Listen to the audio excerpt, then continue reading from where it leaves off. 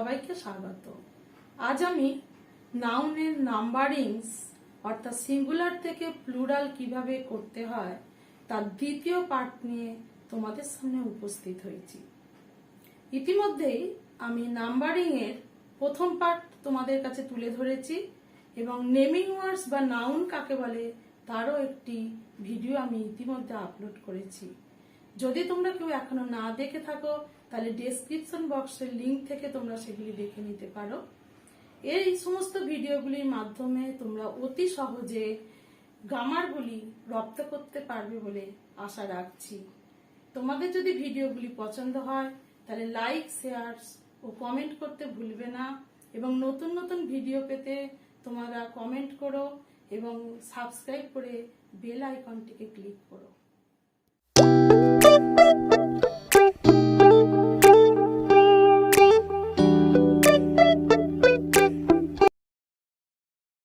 দেখো, এর আগে তোমাদের দুটো নিয়ম আমি সিঙ্গুলার থেকে প্লুরাল করার বলেছিলাম।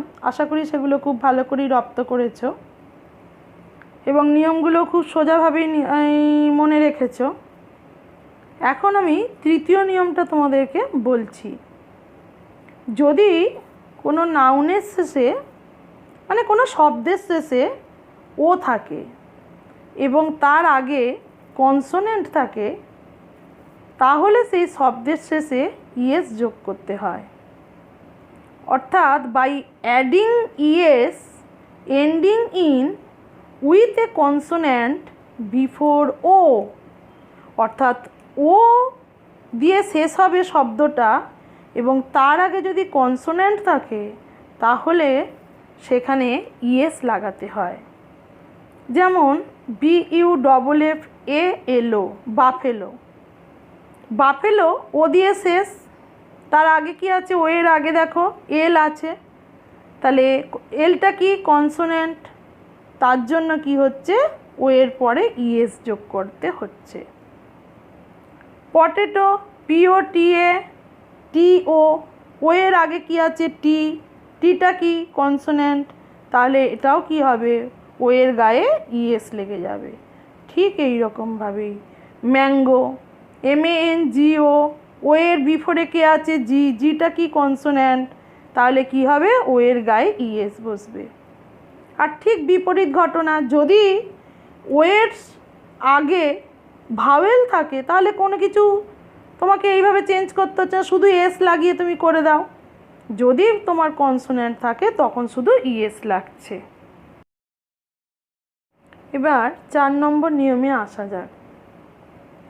ভালো করে মনে রেখো, by adding s ending in y with a vowel before it, অর্থাৎ কোনো শব্দ মানে নাউনের আগে নাউনের শেষে যদি ওয়াই থাকে এবং তার আগে যদি ভাওয়েল থাকে তাহলে এস যোগ করতে হবে।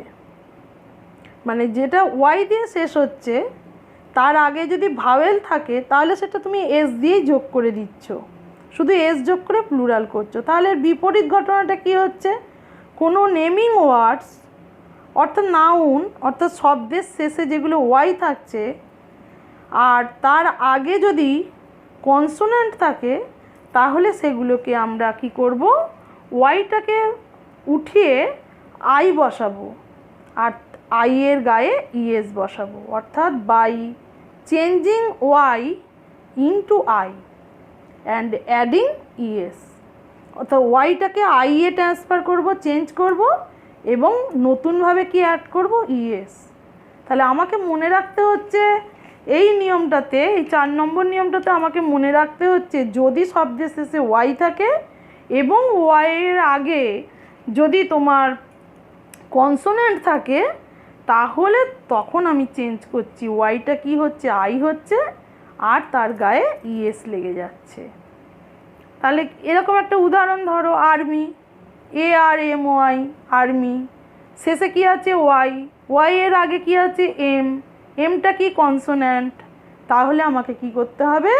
নিয়ম অনুসারে এমটাকে এই ওয়াইটাকে তুলে আই বসাতে হবে এবং তার গায়ে ইএস যোগ করতে হবে।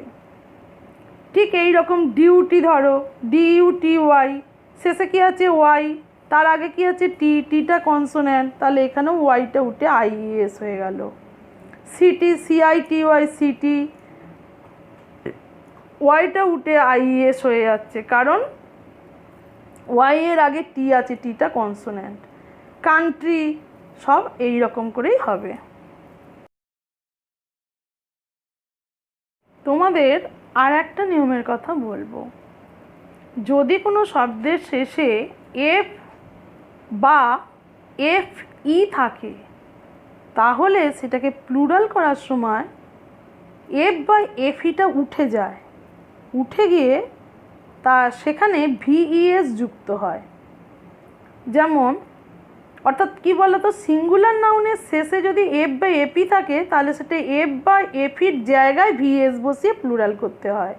অর্থাৎ by changing f or FE into VES। যেমন ধরো কাপ, CALF, কাপ মানে বাছুর, সেটা তাহলে কি আছে, এফ দিয়ে শেষ হয়েছে, তাই এফটা উঠে গিয়ে VES হয়েছে। লোফ, LOAF, এফ আছে শেষে, তার জন্য এফটা উঠে গিয়ে VES হয়েছে। LIFE, লাইফ, এখানে FE রয়েছে, দেখো FEটা উঠে গেল, এফের বদলে ভি বসে অ্যাকচুয়ালি, এখানে VES হলো, তাহলে বানানটা কি হলো, LIVES, লাইফস।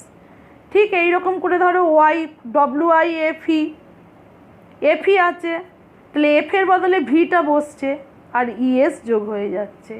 তাহলে যেগুলোতে এফ বা FE থাকছে, সেই এফ বা FE উঠে গিয়ে VES যোগ হয়ে যাচ্ছে। তবে এর কিছুটা ব্যতিক্রমও আছে, কিছু কিছু ওয়ার্ড আছে যেগুলো এরকম এফ বা FE থাকলেও কিন্তু চেঞ্জ হয় না।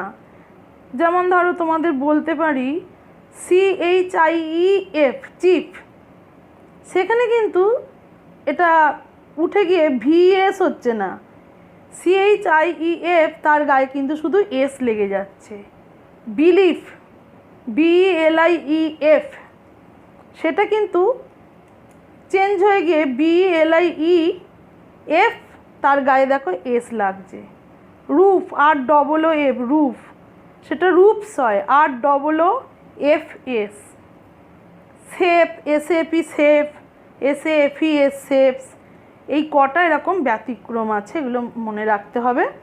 আর বাদ বাকি এফ বা FE থাকলে এফ উঠে গিয়ে VES যোগ হয়ে যায়। আর একটা নিয়ম আছে, কোনো সিঙ্গুলার শব্দের ভিতরে ভাওয়েলকে আমরা চেঞ্জ করে তার প্লুরাল করতে পারি। কিছু কিছু শব্দকে আমরা এইভাবে পরিবর্তন করি, অর্থাৎ by changing the vowel of a singular number turned into plural number. অর্থাৎ কোনো সিঙ্গুলার নাম্বারের ভিতরের ভাওয়েলকে পরিবর্তন করে আমরা কখনো কখনো প্লুরাল করতে পারি, মানে বহুবচন করতে পারি।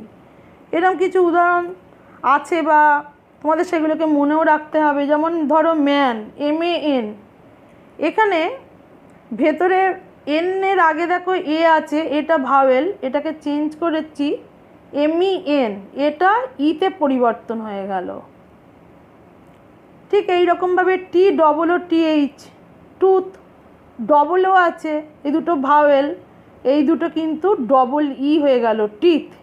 প্লুরালের সময় TEETH, টিথ হয়ে গেল। GOOSE, গুস, ডবলগুলো দেখো উঠে গিজ হয়ে গেল, GEESE। ওম্যান, সেখান থেকে মেন হয়ে গেল, WOMAN, সেখানে WOMEN, ওমেন। এইভাবে কিছু প্লুরাল করা হয়।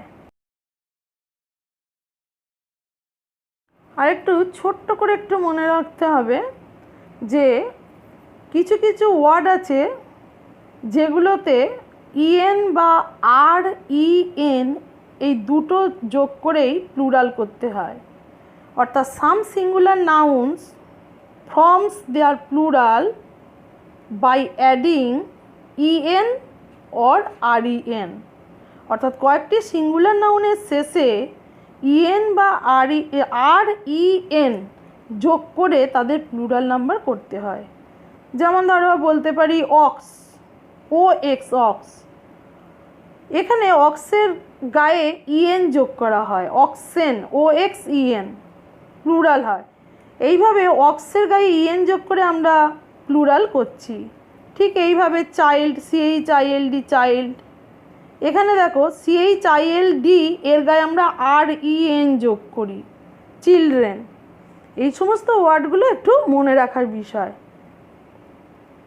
আর কিছু কিছু শব্দ আছে যেগুলোর ফার্স্ট ওয়ার্ডের গায়ে আমরা এস যোগ করি, যেমন সন ইন ল, তা থেকে সনের গায়ে এস যোগ হলো sons in law, daughter in law, daughters in law, এই সমস্ত। তাহলে আমাদের মেন যে পয়েন্টগুলো মনে রাখতে হবে সিঙ্গুলার থেকে প্লুরাল করার সময়, যে সমস্ত ওয়ার্ডের শেষে প্রথম বলেছিলাম এস যোগ করব, কিন্তু এস যোগ করার সময় দেখব 2 নাম্বার নিয়মের অনুসারে যে যেগুলো CH, SH, S, X এবং Z আছে, যার শেষে সেখানে ES লাগিয়ে দেবো। আর যার শেষে ও আছে, তার আগে কনসোনেন্ট আছে, সেখানে ES লাগাবো। আর যার শেষে Y আছে সেটাকে কি করব, ওয়াইটা তুলে IES লাগিয়ে দেবো যদি Y এর আগে কনসোনেন্ট থাকে। আর এফ বা এফই থাকলে এফ বা এফই উঠে গিয়ে VS হয়ে যাবে। আর কিছু শব্দ আছে যে ভিতরে ভায়েল চেঞ্জ করে করতে হয়, আর কিছু শব্দ আছে তার গায়ে ইএন বা REN যোগ করে করতে হয়। তোমরা এই কথাগুলো মাথায় রাখবে যে সমস্ত ওয়ার্ডের শেষে তাহলে এস যোগ করো, কিন্তু যে ওয়ার্ডের শেষে S, CH, SH, Z, X থাকবে সেগুলোতে ES যোগ করো। যে সমস্ত ওয়ার্ড ও দিয়ে শেষ হবে তার আগে কনসোনেন্ট থাকবে সেগুলোতে ES যোগ করো। শেষে যদি Y থাকে তাহলে IES, Y উঠে গিয়ে IES করো। কিন্তু Y এর আগে অবশ্যই দেখে নেবে সেখানে কনসোনেন্ট আছে কি না। এফ বা এফই থাকলে এফ বা এফই উঠে গিয়ে VS হবে। আর এই কটা তো ব্যতিক্রম, এগুলো মনে রাখতে হবে যে ভায়েল চেঞ্জ, EN এবং REN যোগ, এগুলো ব্যতিক্রম।